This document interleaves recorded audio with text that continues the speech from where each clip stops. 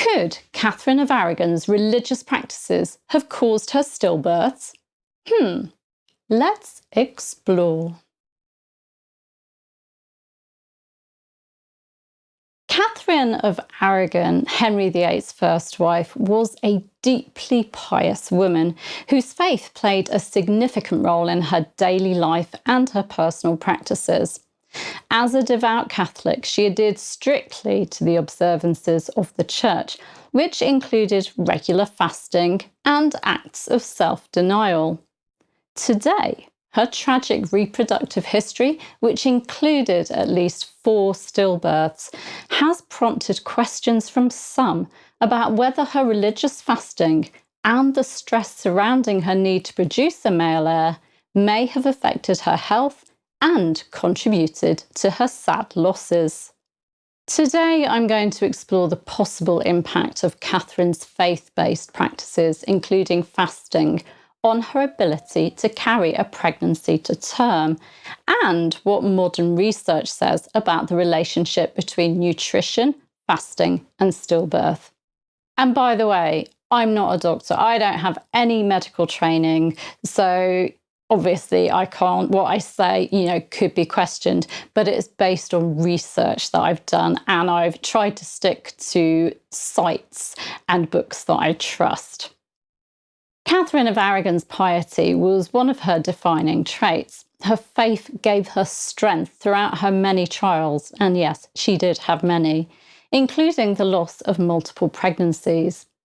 Catherine often engaged in fasting, which was a significant part of her spiritual discipline. Fasting was not only done during religious seasons like Lent, but also it was done as an act of penance and devotion. Catherine's biographer Giles Tremlett writes of how fasting and vigils were a common reaction to bad times amongst Catherine and her sisters, and that at one point during her early years in England, the Pope had to write to Catherine, giving her stern instructions, as Tremlett explains, to avoid the self-harm of excessive fasting. And it was recorded that irregularity in her eating and the food which she takes make her unwell, which is why she does not menstruate well, and that's a contemporary source. So her fasting was clearly unusual, and she appears to have taken it and abstinence to extremes. Tremlett believes that she displayed classic symptoms of anorexia, which of course can play havoc on the reproductive system, leading to irregular periods or periods stopping altogether. Even if Catherine didn't have anorexia, she clearly fasted excessively, enough to affect her periods. And of course, nutrition is critical for a healthy reproductive system, a healthy pregnancy. And poor nutritional practices during pregnancy can have serious consequences for both the mother and the child. In the 16th century, of course, the understanding of maternal health and nutrition was limited, and many factors contributing to pregnancy complications were unknown. Fasting, especially during key stages of pregnancy, can negatively affect fetal development. Modern research tells us that a mother's body needs additional calories, vitamins, and minerals during pregnancy to support both her own health and the development of the child. Catherine's fasting and acts of self-denial may have deprived her body of essential nutrients during critical times. UNICEF states that poor diets can lead to anemia, preeclampsia, hemorrhage, and death in mothers, and stillbirth, low birth weight, wasting, and developmental delays for children. Obviously, Catherine wasn't living in a country affected by famine, but she was excessively fasting. And when she did eat, her diet at court would have been very focused on meat or fish on fish days rather than fruit and vegetables. While she was in a privileged position as queen, Catherine's strict fasting could have led to similar issues experienced by women in developing countries by limiting her intake of calories and nutrients during pregnancy, something which could have affected placental function, which of course is responsible for providing the fetus with oxygen and nutrients, and of course stillbirths and infant death. We don't know anything about the birth of Henry, Duke of Cornwall, Catherine's son, who was born on New Year's Day 1511 and died 52 days later. While there's nothing in the records at all about him being small or sickly, perhaps he did have a low birth weight and could have been vulnerable. We know that Catherine's daughter Mary was petite. In 1557, a year before Mary died, she was described as being low in stature and of spare and delicate frame, quite unlike her father, who was tall and stout. However, we don't know whether she had a low birth weight. By the way, I'm not talking about intermittent fasting here, something that many people practice today for health reasons or to lose weight. I'm talking about excessive fasting. As Catherine came under increasing pressure to give the king a son, she turned to her faith more and more.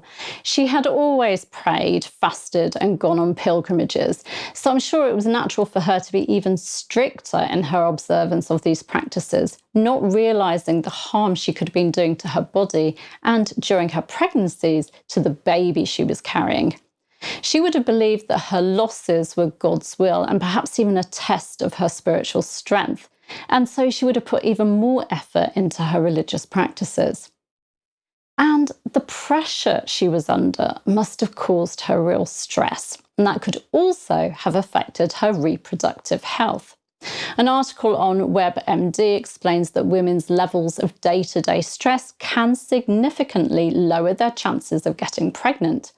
And Sarah Berger, MD, an infertility specialist, says that stress hormones such as cortisol disrupt signalling between the brain and the ovaries, which can trip up ovulation.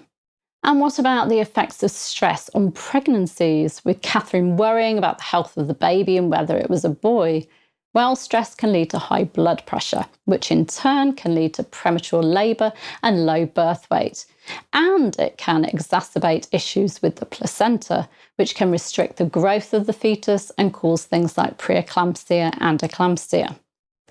Catherine's repeated losses likely intensified the emotional stress of future pregnancies, creating a cycle of anxiety and grief that could have contributed to further losses.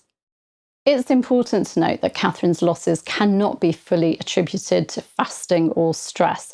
The medical understanding of pregnancy and childbirth during the Tudor period was extremely limited. Miscarriages, stillbirths, and maternal death were common, and doctors, of course, lacked the knowledge and tools to prevent or manage many of the complications that arose. While we can't definitively state that Catherine of Aragon's fasting caused her stillbirths, it is an interesting and, I think, compelling theory. Modern research on the effects of poor nutrition and fasting during pregnancy suggests that these practices could have contributed to her tragic reproductive history. And coupled with the psychological stress of producing a male heir and the limited medical care available at the time, Catherine's faith-based fasting may have inadvertently affected her ability to carry a healthy pregnancy to term. But what do you think?